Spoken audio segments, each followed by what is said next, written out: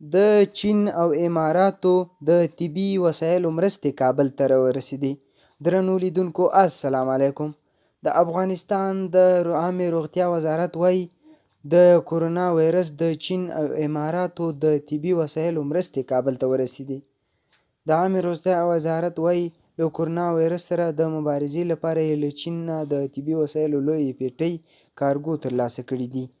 دا وزارت وایي په دې بسته کې د کورونا وایرس د تشخیص وسایل، ماسکونه او نور طبي آلې شامل دي. وړمه ورځ له عربي متحده اماراتو هم د طبي وسایلو ډکه کارګو افغانستان ته رسېدلې وه. د عامې روغتیا وزارت وایي د عربي متحده اماراتو لخوا د کورونا د تشخیص 25,000 کیټونه افغان حکومت ته سپارل شوي وو. د دې وزارت ویاند وحید مایار وایي د کورونا د خپرېدو وضعیت ته په کتو هڅه کوي چې د تشخیص امکانات هم ډیر کړي. اوس مهال په افغانستان کې نږدې 200 کسان په کورونا وایرس اخته شوي چې پکې ښځې او روغتیايي کارکوونکي هم شامل دي.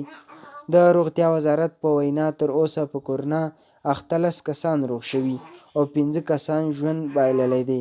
که دغه ویډیو مو خوښه شوې وي زموږ یوټیوب چینل در سره سبسکرایب او ویډیو در سره لایک کړئ. تر بلې ویډیو ښه وخت، مننه، ژوندي اوسئ.